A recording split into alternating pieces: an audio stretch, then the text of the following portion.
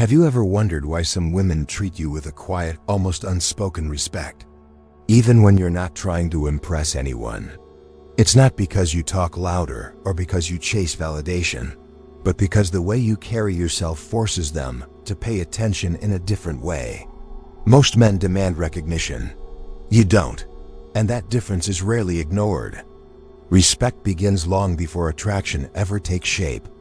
It begins in how a man governs his emotions, how he handles pressure, and how he refuses to abandon his own standards just to be liked. If you're one of the men who values clarity, composure, and inner strength, consider subscribing, liking, or leaving a comment, not for vanity, but to help this message reach other men who are genuinely searching for direction and depth. Because in a moment, you're going to see why women read you far more closely than you realize, and why the quiet respect you've been sensing isn't an accident. Don't move. The real principle begins now. You may not realize it yet, but the world of women operates on a perceptual plane where strength is rarely announced and almost always inferred. And in that world, the man who does not scramble for attention or cling to approval becomes a figure of quiet significance, because unclaimed power forces others to study you rather than dismiss you. And it is in that silent study that respect is born. Women notice how you respond when life compresses you with inconvenience, frustration, or stress, because emotional composure is one of the strongest indicators of internal governance. And internal governance is one of the strongest predictors of stability. And stability in a man creates gravitational pull, not because you are trying to impress anyone, but because you appear capable of withstanding reality without collapsing into impulsive reaction. Most men crumble under scrutiny, and many attempt to compensate by projecting confidence louder than they actually possess.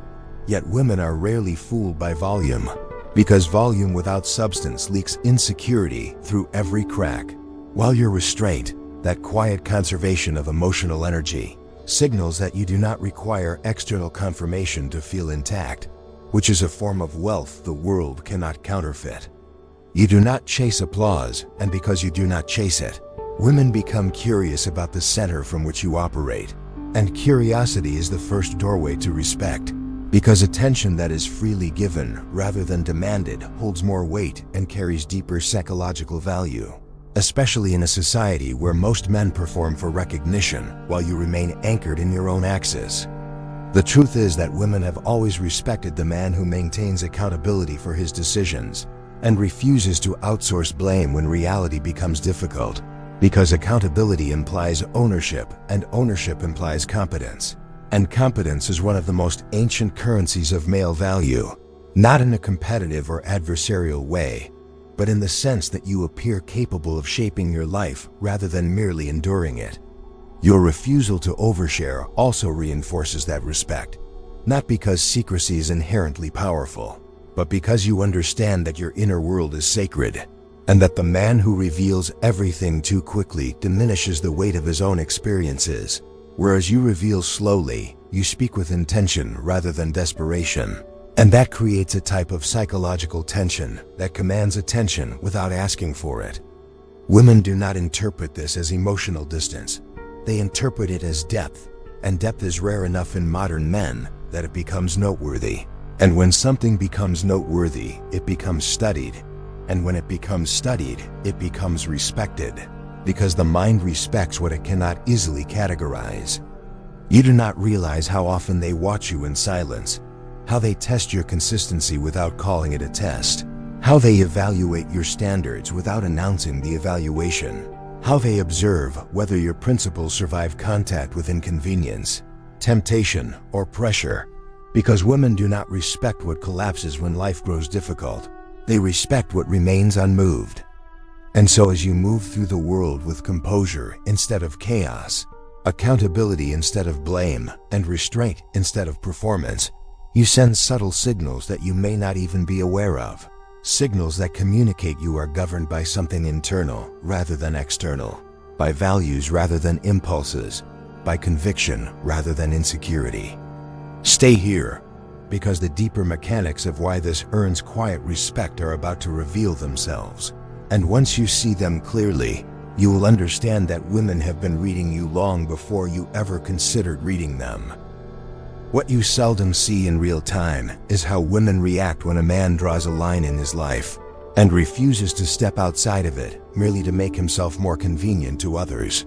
Because boundaries, the ones you set for yourself and the ones you enforce against the world, communicate that your life is not up for negotiation and that you are not willing to abandon what you believe for fleeting approval. And the quiet shock this creates is far more powerful than any attempted charm or persuasion. Most men reduce themselves in small increments to avoid discomfort or disapproval. But you have learned that a man who surrenders his boundaries 1 inch at a time will eventually abandon the entire architecture of his identity. And so you hold your ground, not through aggression or theatrics, but through composure. And this unnerves people more than hostility ever could. Because hostility is predictable, while composure backed by conviction is difficult to navigate and impossible to dominate. Women pay attention to this, even when they do not comment on it, because a boundary is evidence of self-respect. And self-respect is the foundation upon which all external respect is built.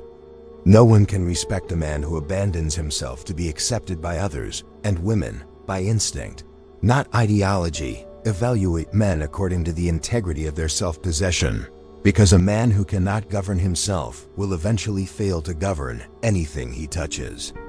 You move through the world guided by standards rather than impulses, and this is a rarity in an era where most people chase stimulation, novelty, and cheap validation without regard for cost or consequence.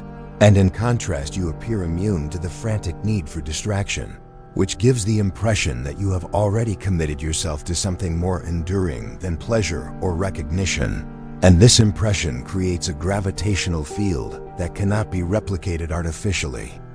There is a subtle Machiavellian truth at play here. People are more compelled by what they do not fully understand than by what is immediately available and easily consumed.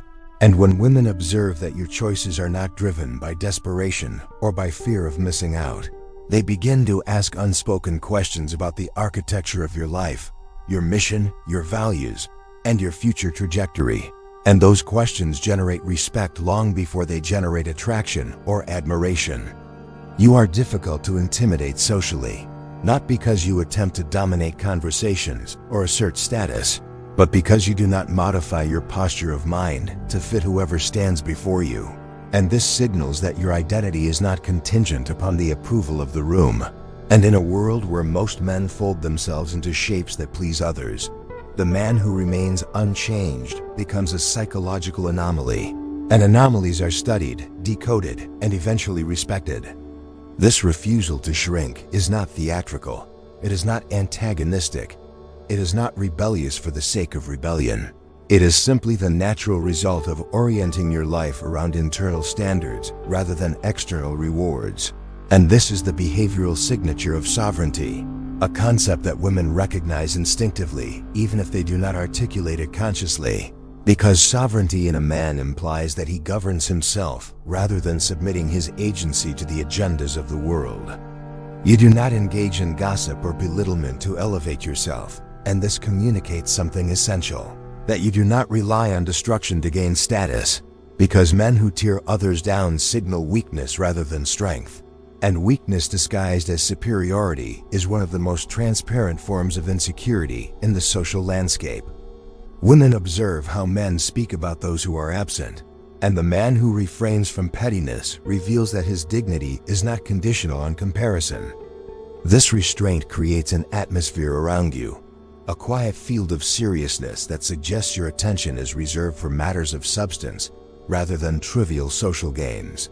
And this atmosphere makes people behave differently in your presence, because a man who takes himself and his life seriously forces others to either rise to that level or remove themselves entirely. And both reactions produce respect in different forms. Over time, without performing, without advertising, without demanding anything from the world, you become the man others consider before they speak and adjust themselves before they act. And women notice this shift in the behavior of the group long before you do, because women are acutely sensitive to social calibration and they can feel when a man occupies space. without asking for permission to do so. And so your boundaries, your standards, your self-possession, and your refusal to engage in triviality create a form of dominance that is neither loud nor oppressive, but instead silent, voluntary, and earned. And this kind of dominance does not rely on force, but on presence. And presence is the form of power that cannot be purchased, imitated, or faked, because it emerges from the alignment between what you believe, how you act, and who you are becoming. Stay here, because the final layer is the one men rarely understand, the layer in which women respect not only who you are, but who you are becoming, and that layer changes everything. What most men never grasp is that women do not reserve their deepest respect for the man who performs strength in isolated moments. They reserve it for the man whose strength persists quietly over time, because time exposes those who rely on theatrics and validates those who rely on discipline. And in that slow filtration process, the image-driven men fall away while the sovereign men remain. You keep your word without turning it into a spectacle, without announcing it for praise, without leveraging it as a currency for attention. And that consistency becomes a kind of silent proof that you are a man who can be relied upon, not because you say you can, but because you behave as if you already are. The distinction is subtle, but women are exceptionally attuned to these subtleties, because consistency has always been a marker of stability, and stability is a form of power no one can fake for long. You do not chase the illusion of being an accomplished man. You pursue the reality of becoming one. And this difference is structural rather than cosmetic, because men who chase the illusion are governed by the audience, while men who pursue the reality are governed by their standards. Women observe this difference without needing to articulate it, because the man governed by standards moves in alignment with purpose, while the man governed by audience moves in alignment with insecurity, and insecurity always reveals itself under pressure. You focus on improvement rather than appearance, on trajectory rather than performance, and women track trajectory instinctively because trajectory reveals destiny. A man who is becoming more composed, more competent, and more self-governed signals that his future will be larger than his present, and women respect that, not for opportunistic reasons, but because growth implies agency, and agency implies that you are not at the mercy of the world. And herein lies the paradox: the less you seek validation, the more the world validates you, because validation that must be chased is never real, and validation that emerges without force is the only form that carries weight. Most men attempt to extract respect from the world, while you attract it by being the kind of man for whom respect is the natural response.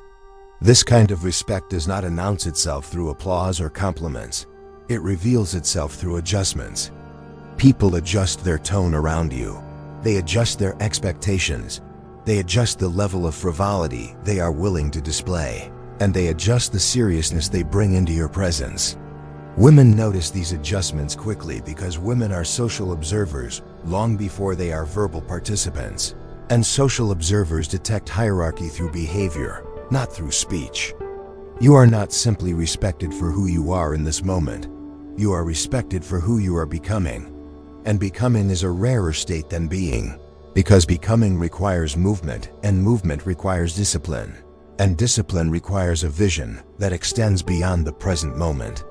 The static man cannot command respect because the static man has surrendered to inertia, whereas the becoming man forces the world to recalibrate around him because he refuses to stagnate. Women have always recognized the becoming man, the man whose identity is under construction, whose habits are sharpening, whose convictions are deepening, whose boundaries are stabilizing, because becoming is evidence of potential. And potential has always carried weight in the female evaluation of male character. Not romantic potential, but existential potential, the potential to withstand life without collapsing. And so when you notice that women treat you with a quiet, unspoken seriousness, when they listen more than they speak, when they hesitate before interrupting, when they avoid trivial disrespect, it is not because you have mastered a tactic or discovered a strategy. It is because you have become a man who cannot be dismissed without consequence. Dismissal is reserved for men without trajectory. Curiosity is reserved for the men whose future appears larger than their present. The world notices the man who is becoming, and women respect him long before he respects himself. Because women are often faster at recognizing upward trajectory than men are at embodying it. You were not seeking their recognition, yet it found you. Because recognition gravitates toward competence, composure, and purpose the way water gravitates toward lower ground. Stay on this path, because once you understand that respect is not a prize awarded to the loudest performer, but a reflex granted to the man who governs himself, you will realize that women have been studying you long before you ever learned to study them.